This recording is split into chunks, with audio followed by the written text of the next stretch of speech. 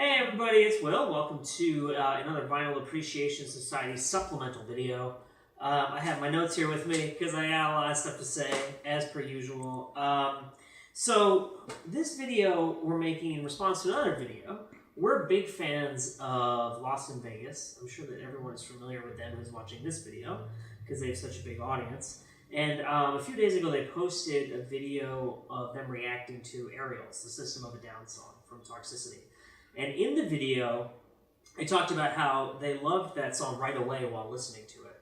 And that in the videos for Mastodon that they shot, and I think Meshuggah and maybe Opeth and a couple other those metal bands, but in particular Mastodon, like more prog and like deathy metal bands. They got like a lot of comments about you can't listen to Mastodon once and judge it.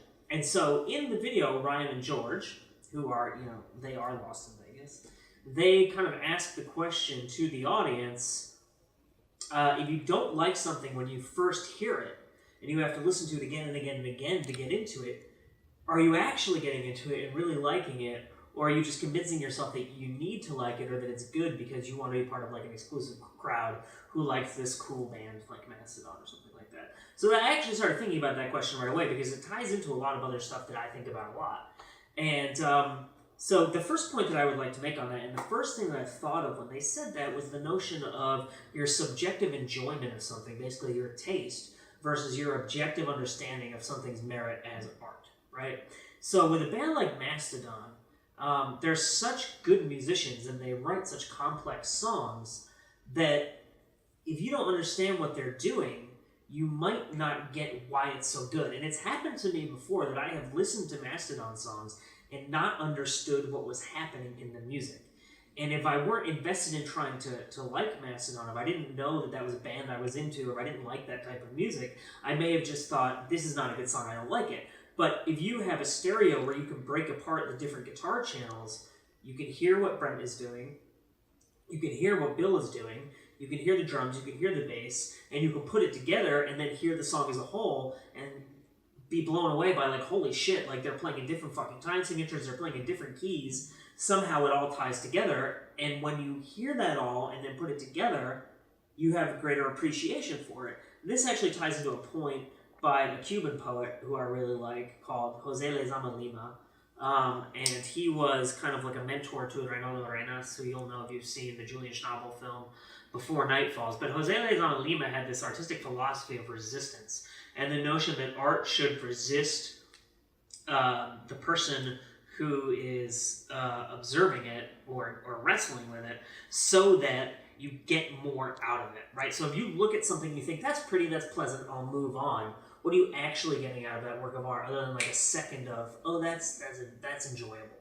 Whereas if you take the time to grab the art and hold on to it and invest in it and really dig into it, you have a meaningful relationship with that art. And so, according to Jose Lezama Lima, it is the job of the artist to resist the audience so that the audience has a meaningful relationship with the art. And I mean, I agree with that. Obviously, there are degrees of that. Like, we live in a society in which art is product and media and these cultural things that you go out and you consume without thinking about it. And so, like, a Marvel movie, for instance, does not need to resist its audience. It has its audience. They go see it. They like it. They go home. Whatever. It's fine.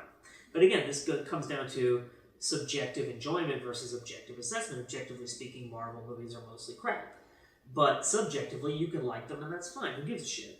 Part of it is also understanding context, I think. You kind of, like, I made the point, I actually made a comment on the Lost in Vegas video, I made a point about Picasso. It's very easy to look at a Picasso and be like, what the fuck is this? Like, I don't understand it, it's chaotic looking, it's weird, it makes no sense. I'm sorry, I have to have a drink, I'm talking too much, I'm getting too excited. What is happening here? Right, and this is an example that I can say, personally speaking for myself, my undergraduate degree is in art history. And I went into art history programs liking one type of art and came out liking a completely different type of art because you understand the history behind the art, the context behind the art, the school that the artist belonged to, and you also come to understand the intention of the artist. And when you know these things, your appreciation of something changes, and you just understand it in a fundamentally different way. And it's not about forcing yourself to like it, it's about coming to terms with what the art is. So that's kind of in a nutshell what I wanted to talk about, but I want to give some examples from my life, so I'm not just talking about abstract crap, about stuff that I did not like at some point that I really fucking love now. So, let me dig this out real quick. This is Jane Doe. This is a seminal album by the band Converge. It came out in 2001. I was a freshman in college when this album came out, and I was not used to listening to music like this at all. This is an extremely harsh, extremely complex album. And I just did not fucking get it. But they were like, I went to college in Massachusetts, the band is from Boston. Well, they're from Salem, but it's right outside Boston. And they were like, they were huge at the time in the underground hardcore metal world, which is music that I loved. And so I bought the record, and this album came out in 2001, and it was not until the fall of 2003. I had this day where I was living in Tokyo at that time, and I was given a ticket to an art exhibit for a Van Gogh show. And it was in a skyscraper in central Tokyo. It was not in a museum. It was put on by a corporation. So it was this private art show that my friend had a ticket to, gave to me. And it was raining that day in Tokyo. And I went and I saw all these Van Gogh paintings. If you've never seen Van Gogh, he's a very visceral artist. His stuff comes off the canvas. And again, this is about understanding context. You can look at Van Gogh in a book. It's very different than coming face to face with his work. And I was in this skyscraper in Tokyo, and it's raining, and I go out and I walk around the city in the rain, and I listen to this music, and something about that experience just made it click, and I'm like, I get what Converge is doing, I get that record. And I had it for 2 years at that point. And it really is, I just want to show this to you, so it's really cool. It really, that to me was, understanding the context of that art and getting it at the right point in my life. Perturbator is a synthwave artist who Mike actually really loves. Mike is our man behind the camera. Say hi, Mike. Hello. And I don't listen to a ton of electronic music. And like, there's some stuff I like, but like, this is never something I would have listened to. But Mike and I did this Film Independent program together, and we lived nearby one another. And so he would drive me to the Film Independent building every week when we had these meetings, and we'd be driving through LA in the dark listening to this music. And it just started to make sense to me. Like, I understood why Mike liked it, and I got the appeal of the music. And full disclosure, I broke my elbow in a biking accident around that time, and I was on narcotic painkillers. And there was a night where I took a painkiller and listened to this album, and from understanding Mike's appreciation of the music, it made sense to me. And that's another point that I want to make, that if you know someone who loves a certain type of art, and you can understand what they see in that art, then you can understand, I think, why it's good. I'm going to just blow through this really quickly.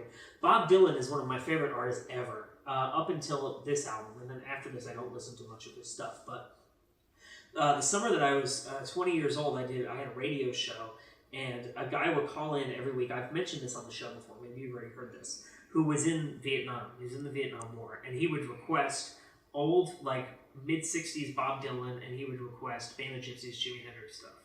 And he would talk to me. He was kind of a lonely guy, and he was a very nice man. And he would talk to me on the phone. He would call on my show and talk to me for like half an hour at a time. And he would tell me all these stories about being in Vietnam and coming home from Vietnam and what his life was like before Vietnam. And then he would explain to me how Bob Dylan fit in the context of his life. And it just like, it clicked, and it's like this generational divide of like, I understood Bob Dylan as this older artist that was not necessarily related to my life, and then all of a sudden I understood who this guy was and what Bob Dylan meant to people of that generation and where he stood in American culture, and I just love him to death now. This is a great album. This is our friend Chris's album. You'll be seeing Chris on the show coming up soon. This is Behemoth. Behemoth is one of my favorite heavy bands, blackened death metal. They're extremely, extremely heavy, and Behemoth is how I got into really, really extreme metal. And this is going to sound like a silly thing, but the thing that drove me nuts about extreme metal was the incessant drumming, the blast beats and the non-stop double bass drum. And at some point while I was listening to Behemoth, driving around LA, again in the rain, I don't know what it is about the rain, the drums became this ambient layer to me. I was used to listening to hardcore music, punk music, hip-hop, like music where the beat roots the song. And so I was like having a heart attack trying to keep up with the beat in these songs, and then I realized that the guitar and the bass root extreme metal, and the drums are this just layer of incessant, aggressive noise. And by detaching myself from following the beat of the music and following the guitars in it, I came to understand why it's so fucking great and why people love it so much. Against Me is a band I've known about since they formed. I didn't get Against Me until I saw them live. A friend of mine actually from college went to high school with Against Me. So I had heard this album when it first came out. This is their first record. This is one of my favorite albums ever. We've done a show on this already, but it hasn't gone up yet, so you can look forward to that. It's a picture disc. I'll just pull this out since it's a vinyl show and I'm not showing you any vinyl. And I listened to this album, I listened to the Disco Before the Breakdown EP, I listened to As the Eternal Cowboy, and I didn't love it, I just didn't get it. And then I saw Against Me live and they fucking blew me away. And I was like, I get it, I get that band. And I went out and bought all their records and I loved them. I would say after Smashing Pumpkins, Against Me is probably my favorite band of all time. And it's all because I saw them live. This is Illmatic, this is my favorite hip-hop album ever. I spent a long time trying to love hip-hop. And I discovered this album probably when I was about 19 or 20. And the storytelling ability of Nas on this record is so mind-blowing that all of a sudden I got hip-hop. I was like, this is a medium that is about communicating ideas through wordplay. And I know that's an obvious thing to say, but as someone who grew up listening to guitar-based music, you're listening to the song more than you're listening to the narrative. And Nas taught me to listen to narrative in music. And that's how I fell in love with hip-hop. And then Miles Davis, I never liked jazz until I heard this album. And it just blew me away. And I was like, I understand why people like jazz. I get what they're listening to in jazz. And I was able to find music in that genre that I fell in love with. So I've talked for way too fucking long. But I thought that was a really interesting question to bring up. And I wanted to give a thorough answer to it, which I think is you can't really do in like a YouTube comment. So I wanted to do like a full video. We'll be back with more supplements soon. We'll be back with more regular episodes soon. Thank you so much for everybody watching. Signing off for now.